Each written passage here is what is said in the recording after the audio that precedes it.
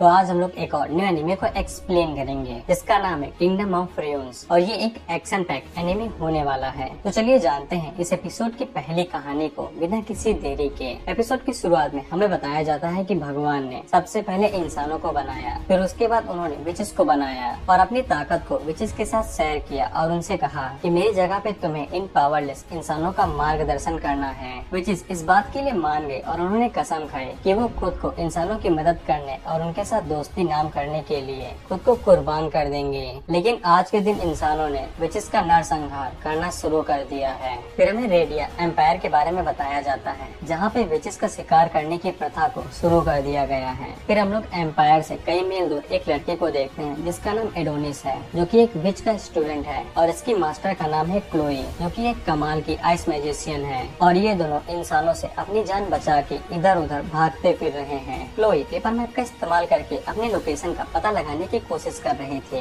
लेकिन वहीं पे एडोनिस स्मार्टफोन का इस्तेमाल करता है और बड़ी आसानी के साथ अपनी लोकेशन ढूंढ लेता है। लेकिन क्लोई एडोनिस के ऊपर काफी ज्यादा गुस्सा होने लगती है और उससे कहती है, बेवकूफ लड़के, अगर तुम स्मार्टफोन का यूज करोगे तो उन्हें पता चल जाएगा कि हमारी लोकेशन कहाँ पे है। लेकिन एडोनिस क्लोई को बताता है कि उसने स्मार्टफोन की सेटिंग खुद की है, इसीलिए वो लोग कभी भी उनकी लोकेशन का पता नहीं लगा पाएंगे, बल्कि वो लोग स्मार्टफोन का भी इस्तेमाल कर सकते हैं। लेकिन क्लोई एडोनिस के सर के ऊपर 3-4 घूंसे मारती है और उससे कहती है कि चुपचाप अपना काम करो। एडोनिस क्लोई से पूछता है कि हम लोग कब तक इसी तरह से भागते रहेंगे और हम लोगों को क्यों इस तरह से भागना पड़ रहा है। क्लोई उसे कहती है, क्योंकि मैं एक विच हूँ और जब तक इंसानों का विच के प्रति अपना एटीट्यूड नहीं बदल जाता है तब तक हमें इसी तरह से भागते रहना पड़ेगा। लेकिन एडोनिस इस बात से निराश हो जाता है। क्लोई उसके कंधे के ऊपर हाथ रखती है और उसे कहती है कि हमें चलना चाहिए और बताती है कि हमें कोई ऐसी जगह ढूंढनी चाहिए जहाँ पे विचेस के साथ अच्छा बर्ताव किया जाता हो, जहाँ पे हम लोग शांति से अपनी जिंदगी जी सकेंगे। और अगर किस्मत अच्छी रही तो हमें वहाँ पे एक स्कूल भी मिल जाएगा जहाँ पे तुम स्कूल जा सकोगे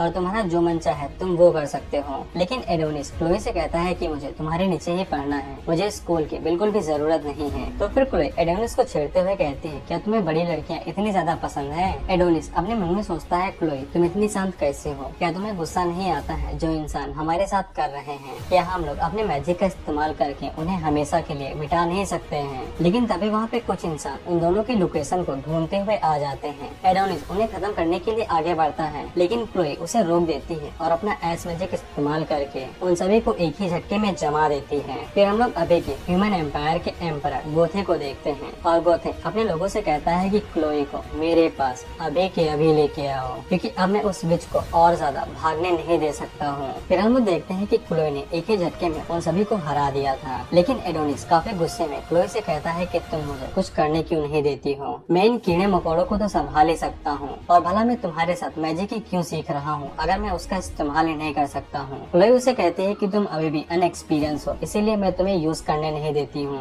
लेकिन अगले ही पल एडोनिस वहाँ पे एक बड़ी सी तलवार को अपने मैजिक का इस्तेमाल करके समन कर लेता है और वो क्लोई से कहता है कि तुम्हारा कोई स्टूडेंट कैसे अनएक्सपीरियंस्ड हो सकता है। क्लोई उसे कहती है, तुम्हारी बातों से मुझे गुस्सा आ जाएगा, इसीलिए चुप रहो। लेकिन एडोनिस उससे कहता है, क्योंकि मैं एक इंसान हूँ इसलिए तुम नहीं चाहती हो कि मैं अपनी ही जाति के लोगों को मारूं, क्योंकि तुम बहुत ज्यादा अच्छी हो, इसीलिए वो चाहे जैसा भी हमारे साथ बर्ताव करें, लेकिन तुम अपने इमोशंस को रोक लेती हो ताकि मैं उनके साथ फाइट न करूं और तुम मुझे कभी भी उनसे लड़ने नहीं दोगे। लेकिन मैं अब और नहीं सह सकता हूँ, क्या मैं तुम्हें किसी भी तरीके से प्रोटेक्ट नहीं कर सकता हूँ? जिसके बाद एडोनिस रोने लगता है। क्लोई उसे गले लगा लेती है और उसे कहती है कि मैं भी तुम्हें प्रोटेक्ट करना चाहती हूँ। लेकिन तभी हम उन इंसानों को देखते हैं जिन्होंने क्लोई के ऊपर हमला किया था और उन्होंने कैसे न तैसे क्लोई की लोकेशन के बारे में पता लगा लिया था। जिसके बाद इंसान वहाँ पे एक बड़े से टेलीपोर्टेशन डिवाइस का इस्तेमाल करते हैं और क्लोई और एडोनिस को एक साथ ही टेलीपोर्ट करने लगते हैं। यहाँ तक कि इंसानों की इस टेक्नोलॉजी को देख के क्लोई भी काफी हैरान हो गई थी, क्योंकि एक विच भी इतना बड़ा टेलीपोर्टेशन मैजिक इस्तेमाल नहीं कर सकती है। फिर हम लोग गेथो को देखते हैं जो कि स्पीच देने के लिए जनता के बीच में आया था और वो अपना मुकुट उतार के नीचे रख देता है और उनसे कहता है कि मैं अब एक एम्परर की तरह नहीं, इंसान की तरह बात करूंगा। चाहे जितने भी बड़े डिजास्टर आए, महामारियां आए, हमें कितनी बार विचेस के ऊपर डिपेंड रहना पड़ता है, उन्हें अपना आधा दिखाना पड़ता है, उन्हें रिवॉर्ड देना पड़ता है और उनसे डरना पड़ता है। लेकिन क्या इंसानों की बुद्धिमत्ता हमेशा उनके मैजिक तले दबती रहेगी? बिल्कुल भी नहीं। क्या हम लोगों के पास अधिकार नहीं है कि हम लोग अपनी प्रतिष्ठा के साथ जिए? बिल्कुल भी नहीं। आज हमारे अनगिनत प्लेन आसमान में बिना किसी डर के हवा की तरह उड़ रहे हैं। ऑटोमेटिक ट्रेन बिना किसी दिक्कत के हमारी सिटी में आ जा रही हैं। हमारे हाथों में हमारे हमारी बुद्धि का फल है ये स्मार्टफोन, और हमारा एम्पायर एक नई टेक्नोलॉजी लेके आई है, द गियर एक्सपेंशन।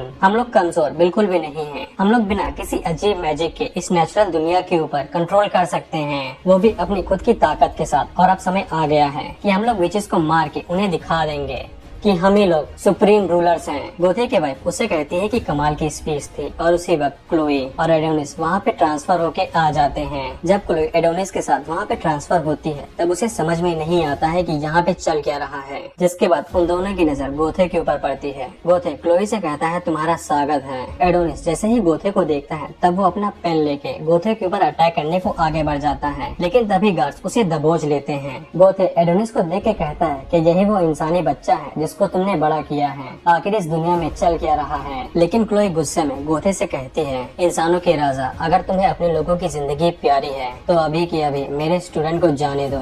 इसके बाद क्लोई वहाँ पे अपने आइस मैजिक के एब्सोल्यूट जीरो को इस्तेमाल करती है, और अगर चुप रहना ही तुम्हारा जवाब है तो यही ठीक है। लेकिन एडोनिस तुम्हारी तरह ही इंसान है, इसीलिए मैं तुम लोगों के साथ फाइट नहीं करना चाहती थी, क्योंकि अगर मैंने तुम सभी लोगों को मार दिया तब उसके पास घर जाने की कोई जगह ही नहीं बचेगी, और इसीलिए मैंने तुम लोगों को जिंदा रहने दिया था। लेकिन अब तुम सभी लोगों की जान खतरे में है। लेकिन अगले ही पल क्लोई का मैजिक एकदम से डिस्ट्रॉय हो जाता है। क्लोई अपनी मैजिक को इस तरह से टूटता हुआ देख के हैरान हो जाती है। गोथे उसे कहता है कि तुम कभी भी नहीं समझोगे हमारी साइंस को कि हमने क्या हासिल किया है। दरअसल इंसानों ने एक ऐसा डिवाइस बनाया था जो कि मैजिक को सप्रेस कर सकता है, और उसका नाम था SDAM2। जिसके बाद गोथे क्लोई के पास जाता है और उसके ऊपर के कपड़े फाड़ देता है, और उससे कहता है कि बिना मैजिक के तुम बस एक लाचार औरत हो और कुछ भी नहीं। और सभी इंसान बेशर्मों की तरह क्लोई के बिना कपड़ों में फोटो खींचने लगते हैं, और जिससे क्लोई अपने आप को ढक लेती है तो वो साले इतने कमीने थे कि वो क्लोई से कहते हैं कि हमें दिखाओ। एडोनिस को इस बात से काफी तेज गुस्सा आता है, और वो कहता है कि मैं तुम सभी को मौत के घाट उतार दूंगा। लेकिन एडोनिस चाहते हुए भी कुछ कर नहीं पाता है। ये तो कहता है कि ये लड़का काफी शोर मचा रहा है, इसे जान से मार दो। क्लोई जैसे ही देखती है कि एडोनिस की जान खतरे में है तो वो गेथो के सामने झुक जाती है और उससे कहती है कि उसका इससे कोई भी लेना देना नहीं है। विचेस को मर जाना चाहिए, लेकिन वो तुम्हारी ही तरह एक इंसान है। मैंने उसको बचपन में किडनैप कर लिया था और उसको अपनी स्लेव की तरह पाला है, इसीलिए मैं तुमसे भीख मांगती हूँ कि उस बच्चे को जाने दो। मुझे इससे कोई भी फर्क नहीं पड़ता है कि मेरे साथ क्या होता है, लेकिन उसको जाने दो। हम लोग एडोनिस को देखते हैं जिसको समझ में आ गया था कि क्लोई उसको बचाने की कोशिश कर रही है, इसीलिए वो रोते हुए अपनी मैजिक का इस्तेमाल करता रहता है, लेकिन इसका कोई भी फायदा नहीं होता है और मैजिक का यूज नहीं होता है। इधर गेथो क्लोई के सर के ऊपर बंदूक रख लेता है, जिसके बाद क्लोई मरने के लिए राजी हो जाती है, और वो एडोनिस से कहती है कि अभी के लिए जितनी भी चीजें की हैं उसके लिए शुक्रिया। इसके बाद हम लोग एक फ्लैशबैक देखते हैं जहाँ पे हम लोग एक छोटे एडोनिस को देखते हैं जो कि अनाथ था और वो मरने के कगार पे था, लेकिन तभी क्लोई उसके पास आई और उसने उसको दूसरा जन्म दिया। और क्लोई एडोनिस से कहती है कि अगर मैं तुमसे ना मिली होती तो मैं इतनी खुश ना होती। और क्लोई जैसे ही एडोनिस को आई लव यू कहने को चलती है तब गेथो उसका सर उड़ा देता है। जिसके बाद आसपास जितने भी गार्ड्स थे वो भी अपनी गन का इस्तेमाल करते हैं और क्लोई को छल्ली छल्ली कर देते हैं। एडोनिस जब क्लोई को अपनी आंखों के सामने मरते हुए देखता है तब उसको क्लोई के साथ बिताए गए हर एक अच्छे लम्हे याद आने लगते हैं। जिसके बाद इंसान ने इतिहास की सबसे ताकतवर विच को मार गिराया था और ये साबित कर दिया था कि इंसान सबसे ज्यादा ताकतवर है। फिर हमें उस गॉड की कही गई बातें थोड़ी सी और सुनाई जाती हैं कि गॉड ने आगे में कुछ कहा था कि इंसान विचेस से डर सकते हैं क्योंकि वो डरपोक होते हैं, लेकिन मैं यही उम्मीद करता हूँ कि तुम उन सभी के साथ दोस्ती करोगे और एक कभी न खत्म होने वाली पीस इस दुनिया में लेके आओगे, या फिर तुम दोनों एक दूसरे से नफरत करने लगोगे और फिर ये दुनिया फिर से डार्कनेस के केओस के अंदर आ जाएगी। फिर हम लोग एडोनिस को देखते हैं और हम लोग उसके अंदर इंसानों के प्रति उबलते हुए गुस्से को साफ देख पाते हैं। जिसके बाद हम लोग 10 साल का टाइम स्किप देखते हैं और हम लोग एक प्रिजन को देखते हैं जहाँ पे सभी विचेस को कैदी बना के रखा गया था और उनको सेक्स स्लेव की तरह ट्रीट किया जा रहा था। और हम लोग उन्हीं कैदियों के बीच में एक डरोका नाम की कैदी को देखते हैं जो कि हद से ज्यादा अच्छी थी और वो अपनी ब्लड का हिस्सा एक दूसरे विच को दे देती है। डरोका की दोस्त अन्ना उससे कहती है क्या तुम ठीक रहोगी, तुमने अपनी ब्लड का हिस्सा किसी और को दे दिया है। लेकिन डरोका उसे कहती है कि मेरा पेट भरा हुआ है और मैं बिल्कुल ठीक रहूंगी। अन्ना उसे कहती है कि पता नहीं तुम्हारी जैसी अच्छी लड़की यहाँ पे क्यों फंस गई है। इसके बाद अन्ना उसे बताती है कि इस दुनिया में लड़ाई कभी भी नहीं रुकेगी, सब कोई बस अपनी अपनी टेक्नोलॉजी को बढ़ाने के चक्कर में लगा हुआ है। और वो लोग ये कहते हैं हैं कि इंसानियत तब खुश होगी जब विचेस इस दुनिया से हमेशा के लिए चले जाएंगे।